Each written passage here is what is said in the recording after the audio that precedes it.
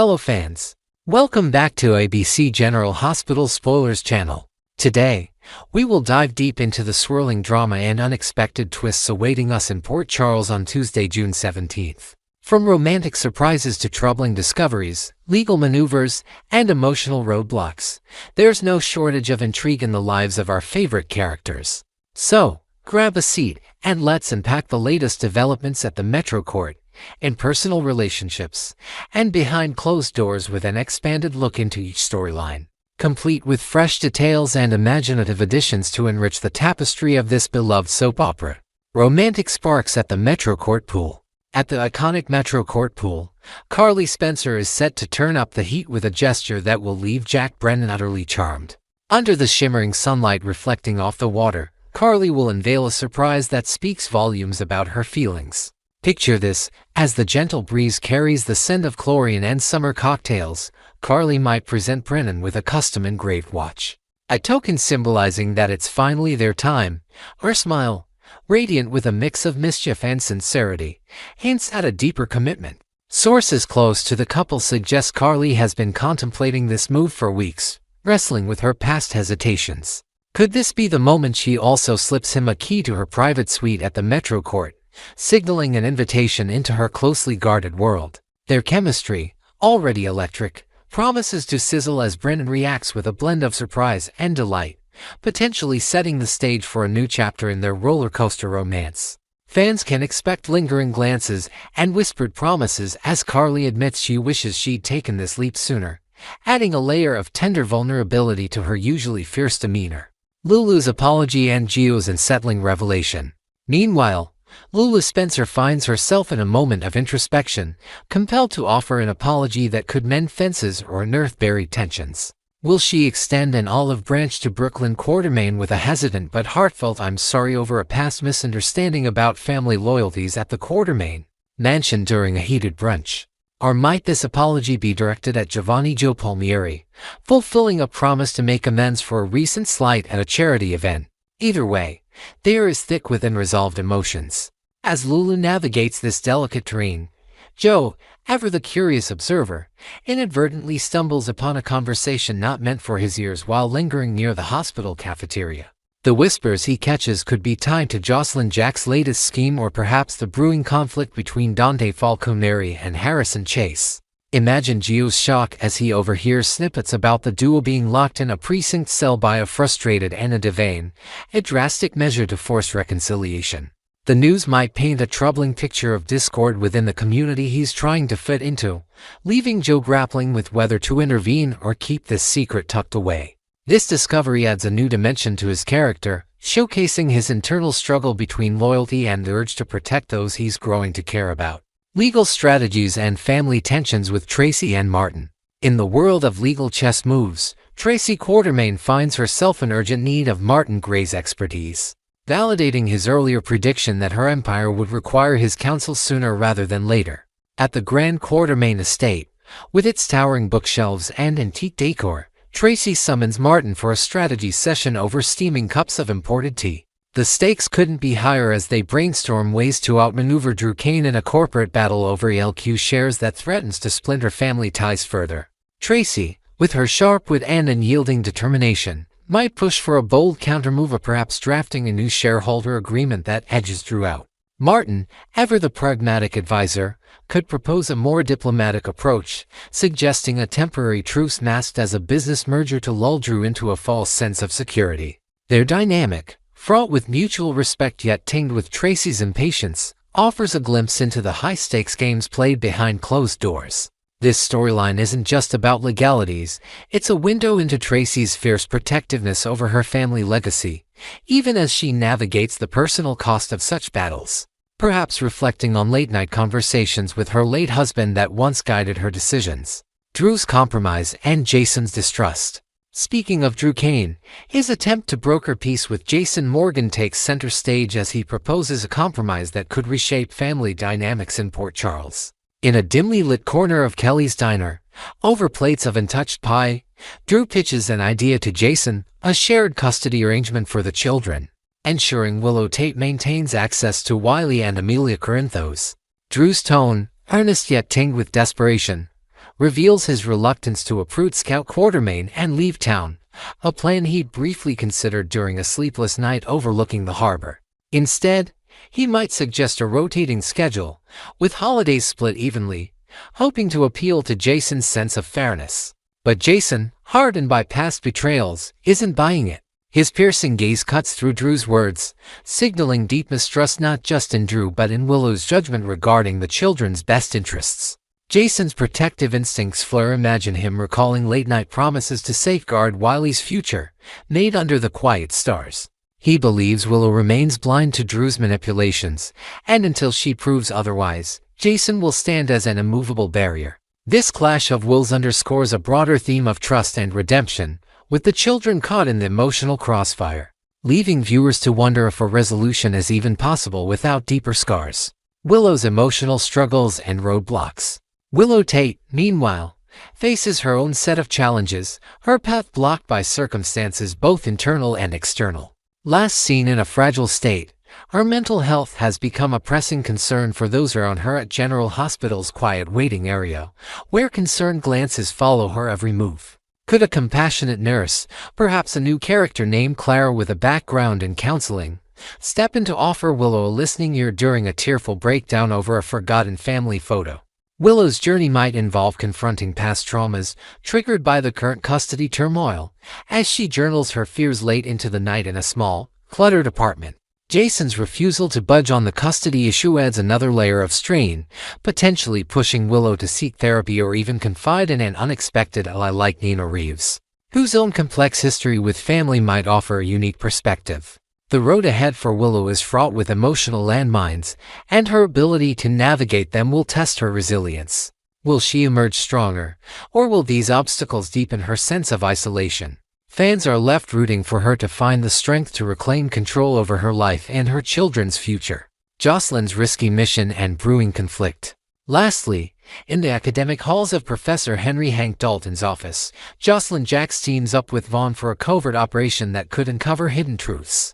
Surrounded by towering stacks of dusty sociological texts, Josslyn devises a daring plan to swipe the professor's personal phone, suspecting it holds encrypted messages tied to a university scandal. Her determination is palpable. Picture her meticulously mapping out Dalton's schedule on a worn notebook, timing her move during his weekly lecture. Vaughn, her reluctant partner, warns of the risks, perhaps referencing a past failed heist that cost him dearly in trust.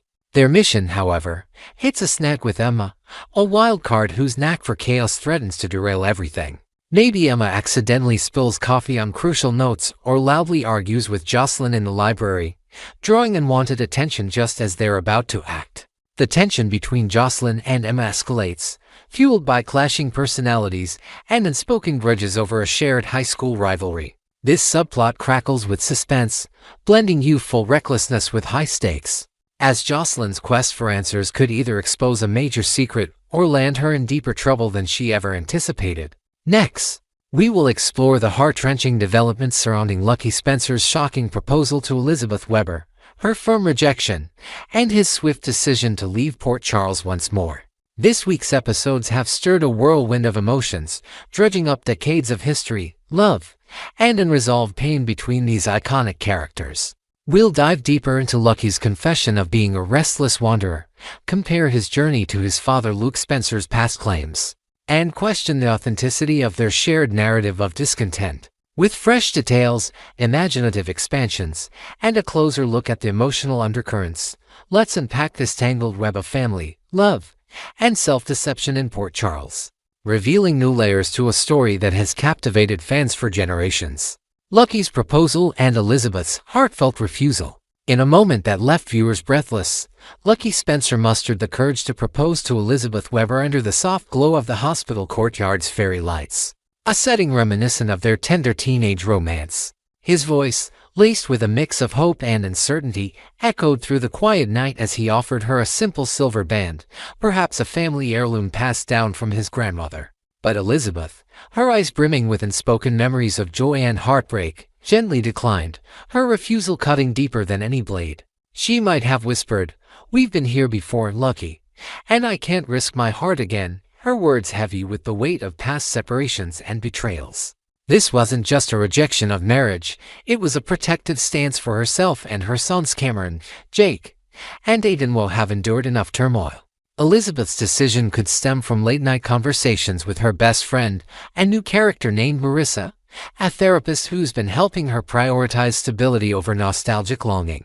The scene, charged with raw emotion, paints Elizabeth as a woman who has grown into her strength and willing to revisit a cycle of hope and loss, even for the man who once held her entire world. Lucky's confession, a wanderer's soul. Following Elizabeth's rejection, Lucky dropped a bombshell, admitted he never truly wanted to stay in Port Charles, embracing his identity as a restless wanderer unfit for the ties of family life. Picture him standing by the docks, gazing at the horizon as the salty breeze tussles his hair, confessing to a longtime friend, perhaps Nicolas Casadini, that settling down feels like a cage. Even for the woman he's loved since they were kids or the sons they share. "I'm wired for the open road, just like my dad," he might mutter, his tone a mix of resignation and defiance.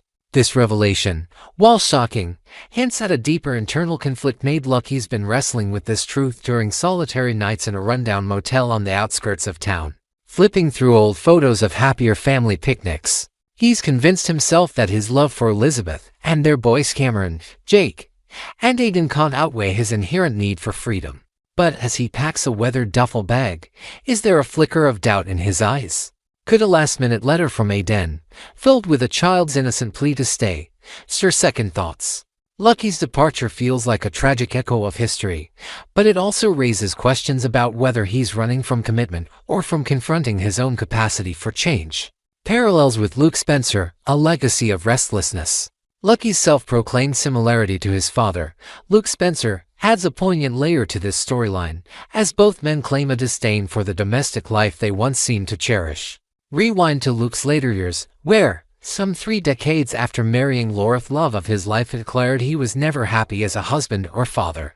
Imagine Luke, in a dimly lit bar on the edge of town, downing whiskey as he tells a stranger, "Laura tied me down, made me someone I'm not," his voice gruff with resentment. Yet, longtime fans recall a different Luke, the jubilant man who beamed with pride each time Laura announced a pregnancy. His laughter ringing through their humble diner in Canada as they danced after closing hours, lost in a love that felt invincible. Picture those quiet evenings, the jukebox playing a soft tune as they swayed, dreaming of a future together. Luke relished returning to Port Charles, eager to reconnect with his sister Bobby and Aunt Ruby, calling it home with a warmth in his smile. So, when did this narrative shift to one of regret? Was it a defense mechanism after losing Laura's trust one too many times, or a rewrite of history to justify his later escapades? Lucky's mirroring of this mindset feels equally jarring, as if both Spencer men are hiding behind a facade of wanderlust to mask deeper emotional wounds. Discrepancies in Lucky's tale of discontent. Turning back to Lucky, his assertion of never wanting a settled life doesn't quite align with the history we've witnessed. Fans remember a young Lucky who didn't hesitate to step into the role of father for Elizabeth's son Cameron, embracing him with a fierce, protective love as if he were his own flesh and blood. Visualize those early days, Lucky coaching Cameron's little league games under the scorching summer sun, cheering louder than anyone in the stands. Then there's Jake, presumed dead, yet Lucky scoured every lead, driven by a desperate need to bring our son back to Elizabeth. His determination etched in every sleepless night spent poring over maps and clues in a cluttered motel room. And when Aiden's paternity was confirmed as his, Lucky's joy was palpable. Think of him cradling the infant at the hospital, tears of happiness mingling with promises to be the best dad. For years, he and Elizabeth built a family, their home filled with laughter during holiday cookie-baking sessions and bedtime stories. There was never a hint of restlessness in those moments, no sign of the discontent he now claims. Could Lucky's current stance be a shield against the pain of losing Elizabeth repeatedly to circumstance and tragedy? Or is he rewriting his story to escape the fear of failing his family again? Unraveling the Spencer men's lies. The parallel narratives of Luke and Lucky Spencer suggest a shared deception, whether to themselves or to those around them. Both insist they're cut from the same nomadic cloth and fit for the constraints of family life, yet their histories tell a different tale of devotion and joy in domesticity. Imagine a poignant flashback montage airing this week. Luke spinning Laura in their Canadian diner, young Lucky tucking Cameron into bed with a superhero story, juxtaposed with their current bitter confessions. This contrast isn't just storytelling, it's a challenge to viewers to question what's true. Perhaps Luke's later resentment stemmed from personal failures he couldn't face, projecting blame onto Laura during lonely nights after one too many failed schemes. Similarly, Lucky might be fleeing not from family but from the guilt of past absences, like when he couldn't be there during Elizabeth's darkest moments post Jake's presumed death. A new character, a wise old sailor at the Port Charles pier named Eli who knew Luke in his wilder days, might offer Lucky a piece of advice. Your dad ran from his heart, kid. Don't make the same mistake. This encounter could plant a seed of doubt, hinting that both Spencer men are lying to protect their pride, to avoid vulnerability, or to convince themselves they don't deserve the happiness they once had. The emotional ripple effects in Port Charles. Lucky's imminent departure and his echoing of Luke's supposed disdain for settled life sent shockwaves through Port Charles, affecting more than just Elizabeth and their sons. Picture Cameron, now a young man, overhearing Lucky's plans at Kelly's diner and feeling a sting of rejection, questioning if he was ever enough to anchor his stepfather. Jake, grappling with his own identity, might sketch a somber drawing of a broken family tree in his notebook. Wiley then writes naive, hopeful letters to Santa asking for Daddy to stay, unaware of the deeper complexities. Elizabeth, meanwhile, could confide in her brother Stephen Weber over a late-night cup of tea in her cozy kitchen, wrestling with guilt over her refusal while wondering if she pushed Lucky away too soon. The community, too, feels the weight. Longtime residents like Felicia Jones might reminisce at the hospital break room about the Spencer family's storied past, lamenting how history repeats itself in painful cycles. This storyline isn't just about Lucky's exit, it's about the lingering impact on those left behind, forcing them to confront abandonment, love, and the fragility of family bonds in a town where everyone's connected by shared history. Next, we will delve into the shocking depths of Drew Quartermain's latest actions in the heated custody battle over Amelia and Wiley Corinthos. A move so deplorable that it has sent ripples of outrage through the Port Charles community and beyond. This week's episodes reveal Drew stooping to a heartbreaking low, manipulating young Wiley in a way that has fans furious, and characters like Michael Corinthos and Carly Spencer ready to fight with everything they've got. We'll explore the intricacies of Drew's cruel tactics, the potential fallout with his allies, and the seismic reactions shaking up social media and the town itself. Buckle up as we expand on each twist with vivid new details, inventive additions, and a deep dive into the emotional stakes surrounding this contentious storyline, painting a fuller picture of betrayal, heartbreak, and the quest for justice.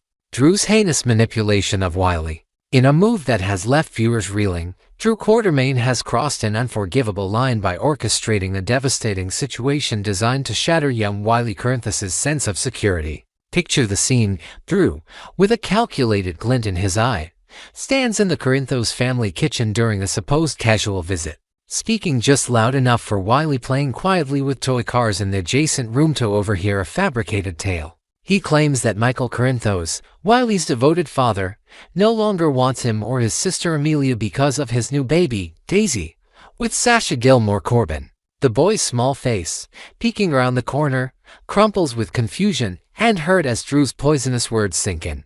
A moment captured in heartbreaking detail as a drop twirls forgotten across the floor. This isn't just a low blow, it's a vicious act of emotional warfare, possibly planned over late-night strategy sessions with a shadowy advisor named Victor Klein, a crisis manager known for ruthless tactics.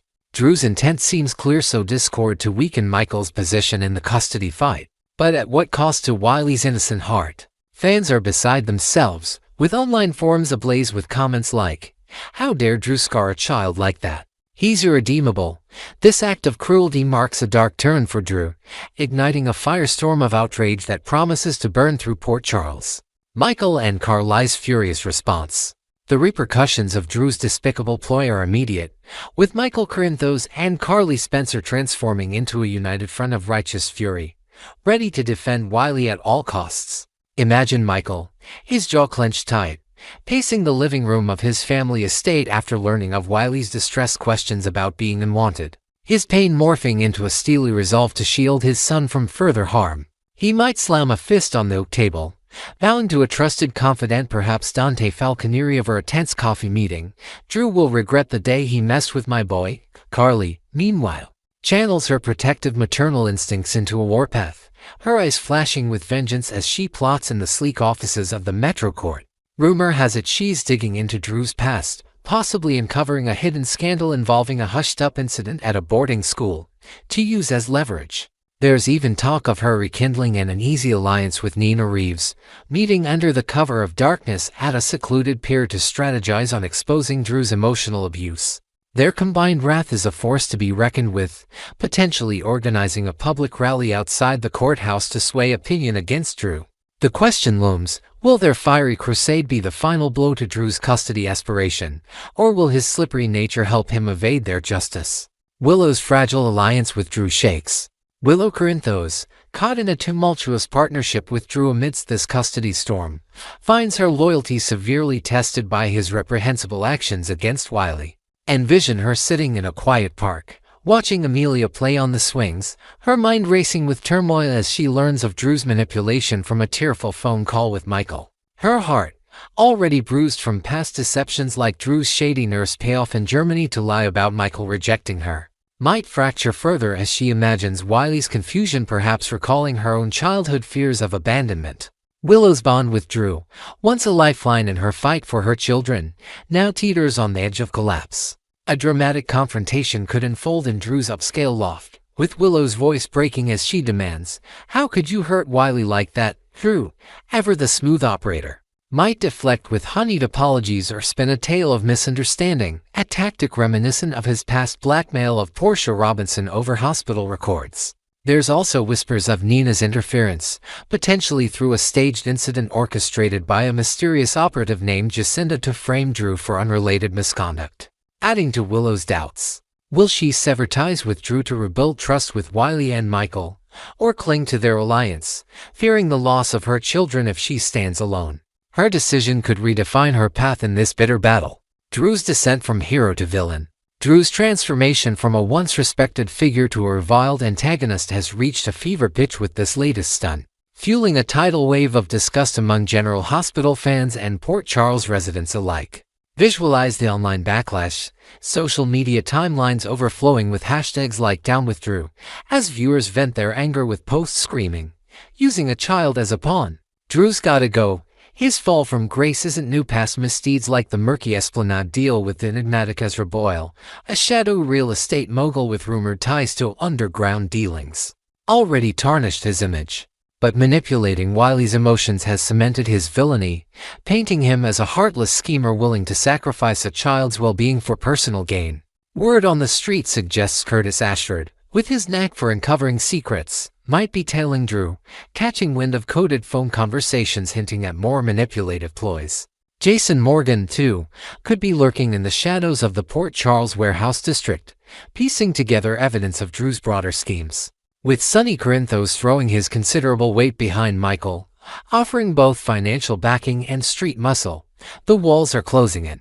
Drew's dream of a life with Willow and custody of the children hangs by a thread. Will this vile act be his undoing, or does he have another trick up his sleeve to slither out of accountability? The broader impact on Port Charles. The shockwaves of Drew's actions extend far beyond the immediate players, casting a pall over the entire Port Charles community as trust and family bonds are tested. Picture Wiley at a local preschool, his usual bright smile dimmed as he whispers to a classmate about fearing his dad doesn't love him. A heartbreaking side effect that ripples through teachers and parents who overhear. Local gossip at Kelly's Diner buzzes with heated debates. Like a longtime waitress named Mabel, condemn Drew outright, while others speculate if he's a desperate man driven to extremes by loss. Michael's extended family, including Josslyn Jax, might rally around Wiley with impromptu game nights at the Quartermain mansion, trying to rebuild his sense of security with laughter and board games under twinkling indoor lights. Meanwhile, community leaders like Laura Collins could step in, hosting a town hall to address the ethical implications of such emotional manipulation in custody disputes, urging for protective measures for children caught in legal crossfires. This isn't just Drew's battle, it's a communal wound, stirring memories of past Port Charles scandals where innocence was collateral damage. The lingering question is whether Drew will face tangible consequence like a judge's ruling swayed by public outcry, or if his influence will shield him, leaving the town simmering with unresolved anger. As the dust settles on this explosive chapter in Port Charles, Drew Quartermain's cruel manipulation of Wiley stands as a stark reminder of how far some will go in the name of victory. Will Michael and Carly's relentless pursuit of justice topple Drew's schemes, or will Willow's wavering allegiance give him the edge he needs? Can the community heal from the emotional scars left on young Wiley? And will Drew ever pay the price for his actions? Stay tuned to ABC General Hospital for the next gripping installment, and let us know your thoughts in the comments below. Are you Team Drew, or are you rooting for his downfall? Let's keep the conversation alive as we await the fallout.